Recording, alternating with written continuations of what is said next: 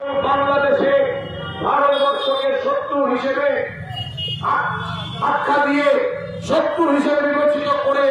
ভারতের বিরুদ্ধে খেপিয়ে আজকে বাংলাদেশের একটা বিরাট অংশকে আজকে সরকারের বিরুদ্ধে নিয়ে যাওয়া হয়েছে এবং পূর্বতন সরকার যার পতন ঘটেছে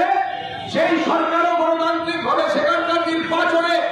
ওই জামাতে ইসলামী বা অন্যান্য রাজনৈতিক দলের সরকারের হাত থেকে যখন নির্বাচিত হয়েছে জনগণের দ্বারা দীর্ঘদিন ক্ষমতায় থাকার মধ্যে দিয়ে গণতন্ত্রকে অস্বীকার করে নির্বাচনে কারচুপি করে বিভিন্ন ভাবে যখন দেশের সাধারণ মানুষের চাহিদাকে পূর্ণ করতে পারেনি এবং তার সাথে এই ইসলামিক মৌলবাদের যে অনুপ্রবেশ প্রতি মুহূর্তে বাংলাদেশকে একটা আদ্যন্ত একটা তালিবানি মুসলিম রাষ্ট্রে পরিণত করবার চেষ্টা করা সেই অংশ আজকে তারা তখন মদত পেয়েছে এবং সাধারণ ছাত্র থেকে শুরু করে দেশের নিপীড়িত মানুষকে সঙ্গে নিয়ে এই সরকারের বিরুদ্ধে ক্ষোভকে ব্যবহার করে বাংলাদেশের মসনদে তত্ত্বাবধায়ক সরকারের জায়গাতে তারা এসে বসেছে। আর আজকে তথাকথিত বিপ্লবের নামে জুলাই আগস্ট বিপ্লবের নামে বাংলাদেশের ক্ষমতায় বসে আজকে নির্বিচারে সংখ্যালঘু নিধন করছে, নির্বিচারে আজকে তাদের ধর্মীয় উপাসনালয়গুলোকে ভাঙছে, তাদের চাষের জমির ফসল কেটে দিচ্ছে, আজকে তাদেরকে বিতাড়িত করবার চেষ্টা করছে। প্রতিদিন রাত্রিবেলা নির্বিচারে আজকে প্রশাসনের আজকে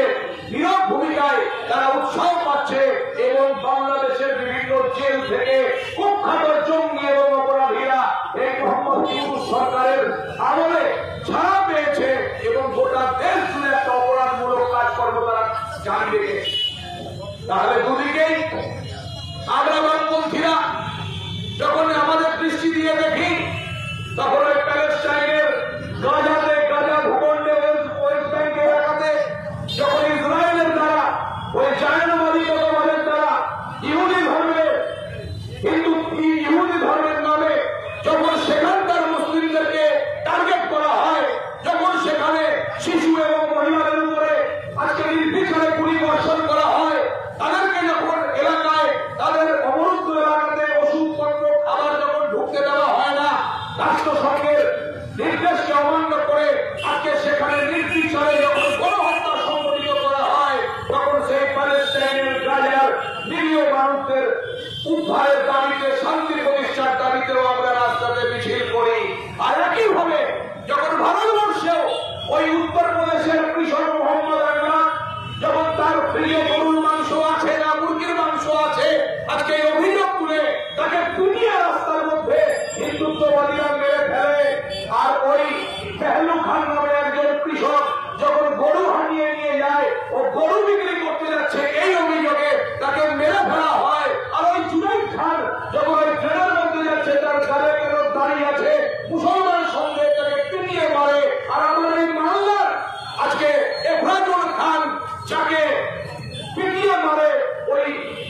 বাবরি মসজিদ ধ্বংসের 25 বছর পূর্তিতে রাজস্থানে একজন উগ্র হিন্দুত্ববাদী জ্যান্ত। আর তার পরবর্তী সময়ে আমরা যখন দেখি যে উড়িষ্যাতে যখন আমার এই সুজাপুর কালিয়াচক থেকে শুরু করে বিভিন্ন এলাকার মানুষ যখন সেখানে হকারি ব্যবসা করতে যায় বাংলাদেশি মুসলমান আখ্যা দিয়ে, সেই উড়িষ্যার বর্তমান বিজেপি সরকার এবং তার হিন্দুত্ববাদী সেনা তাদেরকে দাঁড়িয়ে দেয় এলাকাতে, তারা এলাকায় কোন ক্রমে যান নিয়ে পালিয়ে এসে প্রশাসনের কাছে নিরাপত্তা চায়, ব্যবসা করবার নিরাপত্তা চায়। তাহলে একই অবস্থা যা ওখানে ইসলামিক মৌলবাদ ঘটাচ্ছে এখানেও হিন্দুত্ববাদী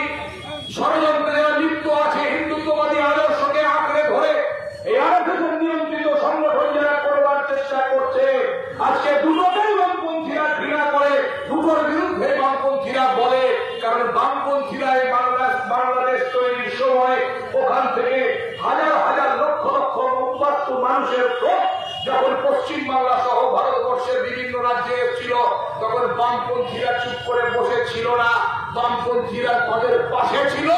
এবং তাদেরকে সেই শরণার্থী শিবিরে আনা থেকে শুরু করে আজকে পশ্চিম বাংলার বুকে বাংলাদেশ থেকে আসা আজকে অসংখ্য হিন্দু পরিবার যা মালদা জেলা সহ আজকে আশেপাশের বিভিন্ন জেলায় ছড়িয়ে আছে, তারা আজকে সেই সময়ের ইতিহাস সম্পর্কে সবটা জানে এবং সেখানকার তীব্র অভিজ্ঞতা সম্পর্কেও তাদের স্মরণে সবটা আছে।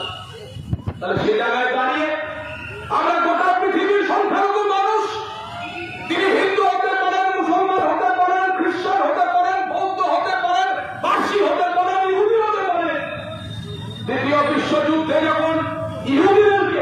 যখন ইহুদিদের কোনো দেশ ছিল না, হিটলারের নেতৃত্বে ইহুদিদেরকে গ্যাস চেম্বারে ঢুকিয়ে যখন নির্বিচারে খুন করা হয়েছে, তখন সেই হিটলারের সেই স্বৈরাচারের বিরুদ্ধে বামপন্থীরা জার্মানির বুকে আন্দোলন করেছে, হিটলারের স্বৈরতন্ত্রের বিরুদ্ধে আন্দোলন করেছে। সোভিয়েত রাশিয়া এবং কংগ্রেস স্ট্যালিনের নেতৃত্বে দ্বিতীয় বিশ্বযুদ্ধে হিটলারকে জার্মানির বাহিনীকে আজকে মারতে মারতে একেবারে জার্মানির রাজধানী পর্যন্ত আজকে নিয়ে গিয়ে তাদেরকে আত্মসমর্পণ করতে বাধ্য করেছে। এই ইতিহাসও আছে। বামপন্থীদের ইতিহাস, কমিউনিস্টদের ইতিহাস,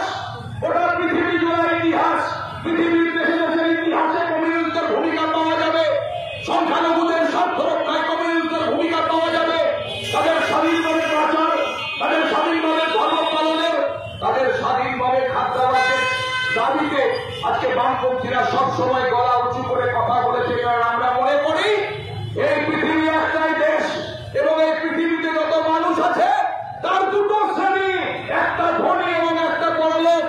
একটা ধনী এবং একটা গরিব। এর মধ্যে হিন্দু, মুসলিম বা অন্যান্য ধর্ম আমরা মনে করি না মানুষ ধর্মের বিশ্বাস রাখবে, সেটা তার একমাত্র ব্যক্তিগত বিষয় এবং সেটা মানবে কি মানবে না সেটাও তার একান্ত ব্যক্তিগত বিষয়। তার মধ্যে কারো ঢুকে যাওয়া, তাকে বাধ্য করা, তার ধর্মান্তকরণ করা, আজকে তাকে জোর করে তার খাদ্যাভ্যাস পরিবর্তন করা, আজকে ধর্মের নামে রাজনীতি করতে গিয়ে তাকে কোনো এলাকা থেকে উৎখাত করা, আজকে সমস্তটার বিরোধিতা বামপন্থীরা সদর্পে করে, প্রকাশ্যে করে, আজকে সোচ্চারে করে।